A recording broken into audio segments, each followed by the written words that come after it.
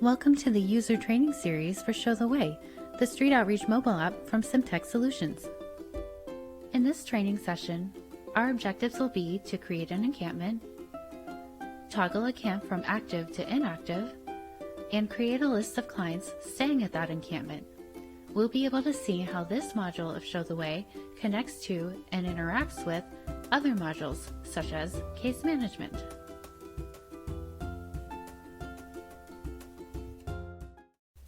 To access the Encampments module, simply tap on the Show the Way icon or swipe out from the left with your finger to access our main navigation menu and select Encampments.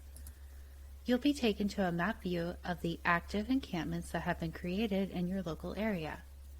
Within each of the bubbles, you'll be able to see the numbers of clients who've been added to those encampments. You also have access to a list view. On this view, you can see the name of the camp, a photo if it's been uploaded, the number of clients, and if it's active or not. Some of these have an exclamation point icon indicating that they've been tagged as priority. They will always appear at the top of your list. You can search either the map or the list view for a name of a specific encampment, a minimum number of clients staying at that encampment, and you can toggle from active to inactive camps. Let's take a look at how you can add an encampment to Show the Way. On the Encampments map, you can tap the plus sign in the lower right-hand corner. On the next screen, you'll be asked to confirm your location. Your location is generated using the GPS on your mobile device or the IP address if you're using the web version. You can move this map around if you are not at the location where you'd like to add the camp. You can zoom out on the map, and you can zoom in on the map. Once you've identified the location of the encampment, simply tap the Next button. On the Camp Details screen, you can use the camera icon to take a photo of the encampment or navigate to the gallery of previously taken photos. This is where you can name the camp, you can add a description or notes. You can also add the number of sleep structures. And finally, you can tag a camp as a priority camp. This is how the exclamation point icon is added and the camp stays at the top of your list of camps. When you've added this information, you can tap the Save Camp button.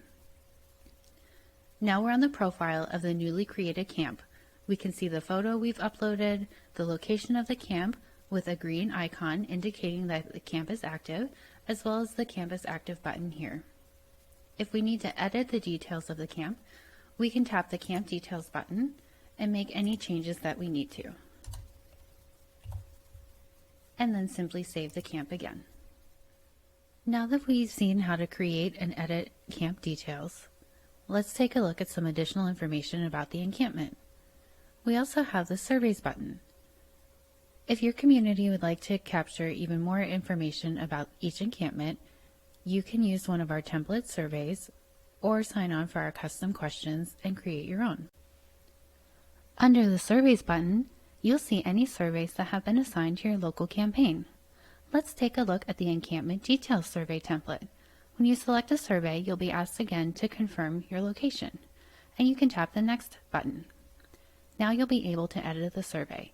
You can simply tap inside any of the text fields and enter the information.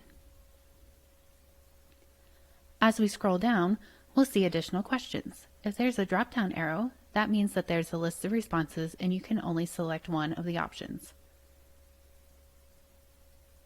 On this template, these questions are not required, so you don't have to complete them all at once.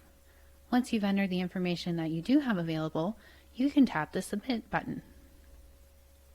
Encampment details surveys can be submitted multiple times, so you can edit the information as it changes. The most recently submitted information is displayed for either review or editing. Let's hit the back arrow and take a look at what else we can do with encampments. Below the Surveys button, we can see that this camp is active. If everyone staying at this encampment has been matched with housing, or the camp is otherwise being closed and it needs to be inactivated, simply tap this button and the status will change to inactive. The button turns red, as well as the icon on the map. If we hit the back arrow, we'll see that the Nature Center camp no longer appears on our map because the default view only shows active encampments. If we'd like to see this encampment, we can hit the search button magnifying glass, switch to inactive status, and then search, and we'll be able to see the encampment on the map. If the camp needs to be reactivated, we simply tap the button and the status will update to active. We can hit the back arrow, toggle our view to the active status, open up the encampment again, and edit it further. The History tab will show the dates that a camp has been inactivated or reactivated over time. The next area of the Encampments module we're going to take a look at is the Clients tab. This is where we can add clients who are staying at this encampment. To add a client to an encampment, simply tap the plus sign and look up the client. You can search by any combination of these fields, first and last name, a nickname or alias, or their date of birth. If you tap the Search for Client button, it will bring up a list of all of the clients who have been created in the database. We're going to take a look for John Doe.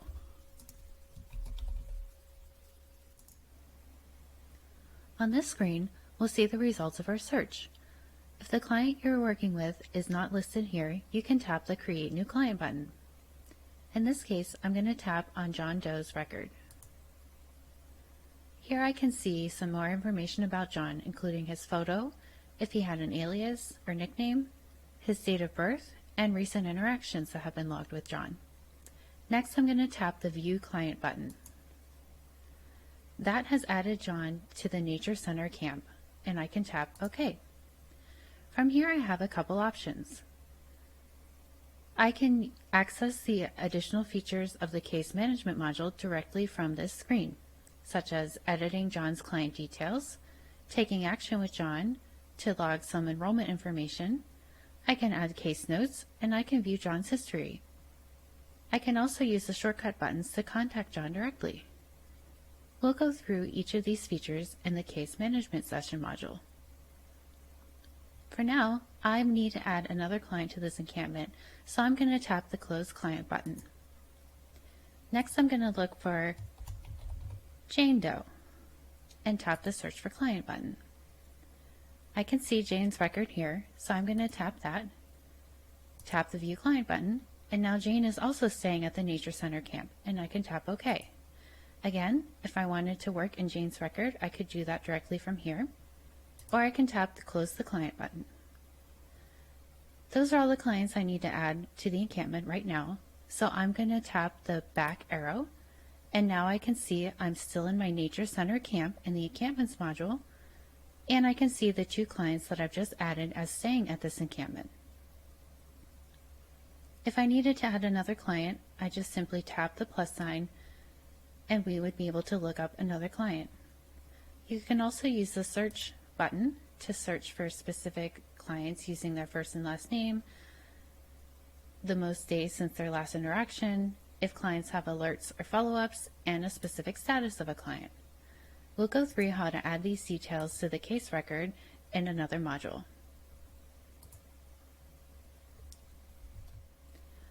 If it's time to end a client's stay at a particular encampment, we come to the Clients tab on the encampment itself, open up their record, and then we hit the End Camp Stay button. And we get a success message saying that they are no longer staying at the Nature Center camp, and we can tap OK. That removes some from the client list for the encampment, and the bubble will update to show one client staying at Nature Center camp. If Jane returns to the encampment, we can always add her back by using the plus sign and searching for her record as we did before. From the Map or List view of the Encampments module, you can open up the encampment, and if a client is staying at the encampment and has an alert, you'll get a notification. We can see here we need to review the following client, John Doe. We can tap OK. We come to the Clients tab, and we find John Doe's record. We can see here there is a red text alert telling us that there's important safety-related information that members of the Show the Way implementation need to know when they're working with John. Let's open up John's client record, tap the View Client button, and open up the Case Notes tab in the Case Management module. We open up the alerts and we can see the details of the alert that has been entered in his record. We can hit the back arrow, close the client, and now we're back in our Nature Center camp in our client list. We can continue working in this encampment by accessing the profile. We can update the camp details, including taking a new photo or changing the description or notes or the sleep structure. We can also tag this encampment for priority, and we can save the camp. We also have the option of submitting an additional encampment details survey, or if this encampment was being closed, we could toggle the status to inactive.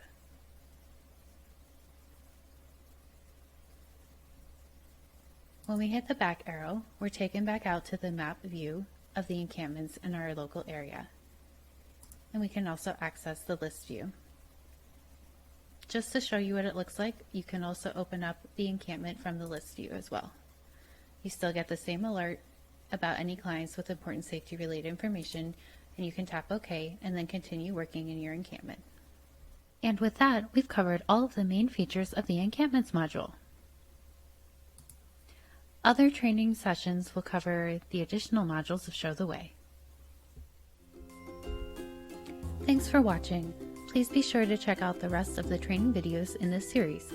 If you need additional support, please email us at support@simtechsolutions.com.